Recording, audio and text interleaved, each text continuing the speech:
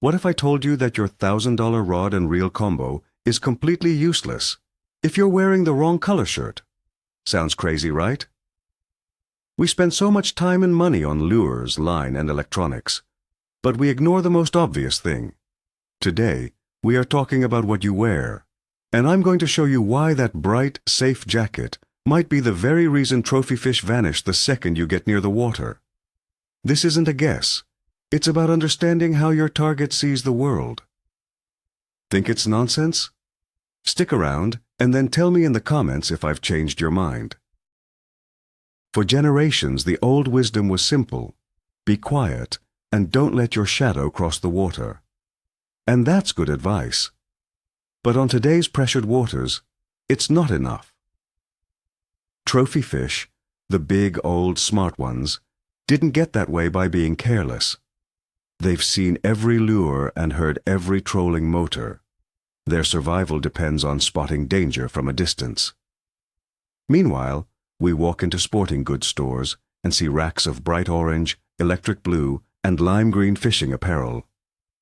We buy it for safety, or just because it looks cool, never once thinking, what does this look like from under the water? Picture the scene. It's a perfect morning. The water is calm, the air is still. You're slowly working your way along the bank, and then you see it. A true giant, just sitting there. Your heart starts pounding. This is the moment you've been waiting for all season. You stay low. You make what you think is the perfect silent cast. The lure lands softly just past the fish. But instead of turning to strike, the fish panics.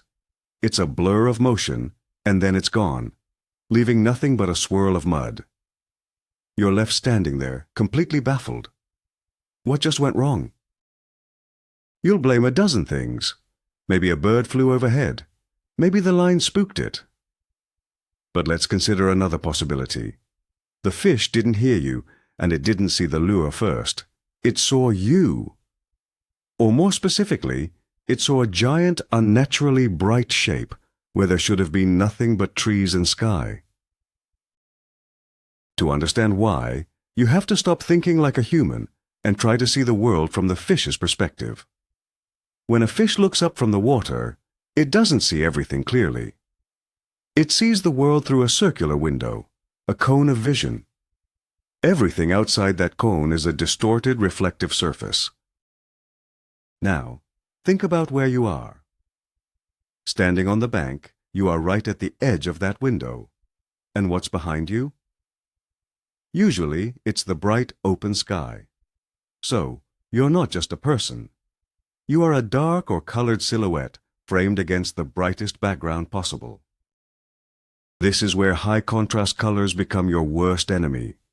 A bright red, yellow, or white jacket doesn't blend in with the sky or the shoreline foliage. It screams, "I am here and I am not natural." It creates a hard, jarring outline that is impossible for a wary fish to ignore. You have to remember, a fish's brain is hardwired for survival. What is a large moving shape silhouetted against the sky? It's a predator. It's an eagle, an osprey, a heron. Your bright jacket is a massive danger signal, telling that fish to flee long before your lure even gets close. Now, I can hear some of you saying, "Come on, fish are colorblind anyway." That is one of the biggest, most persistent myths in fishing. While some species see color differently than we do, most of our primary game fish have excellent color vision. They have to tell the difference between food and debris. In fact, many fish can see into the ultraviolet spectrum, meaning they see colors and levels of brightness that are invisible to us. We obsess over the subtle color flakes in our plastic worms, yet we walk around wearing a giant fluorescent billboard. The logic just doesn't add up. So which colors are the absolute worst? The biggest offenders are the ones that contrast most with a natural background. Think safety orange, chartreuse, lime green, and especially stark, pure white. On a bright day, a white shirt can be the most visible, unnatural color of all against the shoreline. Here's an analogy. Would a deer hunter ever go into the woods wearing a bright white jumpsuit? Of course not. It's absurd. They wear camouflage to break up their outline and blend in. As anglers, especially in shallow water, we are hunting. We need to adopt the same mindset. So, what's the solution? It's simple. Blend in. The best colors for fishing clothes are the ones that match the environment you're in. These are your muted, earthy, and sky-toned colors. They are your new best friends on the water. Think about colors like olive green, drab brown, tan, and especially gray. A medium gray is a fantastic all-around color because it mimics the color of an overcast sky or the underside of clouds. It provides very little contrast, making you much harder to spot. You can even take it a step further and match your clothes to your specific background. If you're fishing from a bank with a lot of trees behind you, wear greens and browns. If you're in a boat under an open blue sky, a dull sky blue shirt is an excellent choice to break up your silhouette. I'll give you a real-world example. A few years back, I was sight fishing for carp with a buddy. He was wearing a bright red sweatshirt. I had on a faded gray hoodie. We were fishing the same flat, but I was able to get significantly closer to the fish before they got nervous.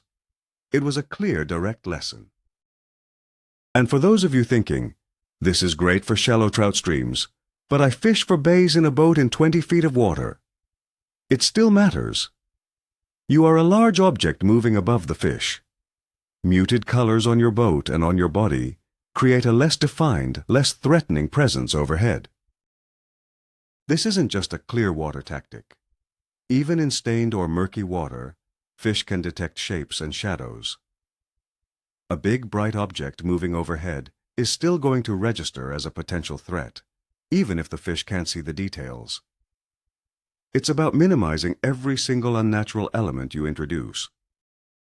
Remember, trophy fish are trophy fish for a reason. They are the survivors. They are old, wise, and have learned through experience to associate anything out of the ordinary with danger.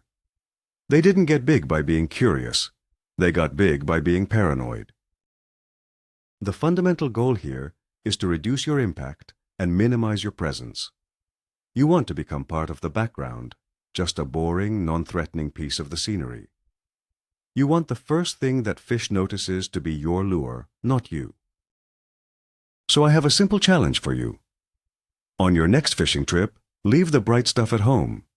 Make a conscious effort to wear a gray, green, or tan shirt. Pay attention to how fish react. You might just be surprised at how those spooky fish let you get a little bit closer.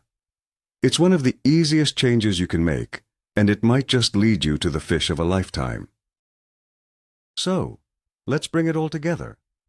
The big takeaway is this: your clothing color is not just a fashion choice, it's a piece of technical fishing gear. The aha moment, the real turning point, is realizing that from the fish's point of view, you are a giant silhouette against the sky. By wearing bright, high-contrast colors, you are essentially waving a giant flag that says, "Danger." This one, simple change, switching to muted, natural tones, can dramatically decrease your presence and could genuinely be the difference between spooking that trophy fish and getting it to bite. It's a complete shift in how you approach stealth on the water. Thank you so much for watching. If this gave you something to think about, please hit that like button and subscribe for more content that goes beyond the basics. Now I have a question for you all. What's the one superstition or small, unconventional detail that you swear by when you're fishing? Let's hear your best stories in the comments below.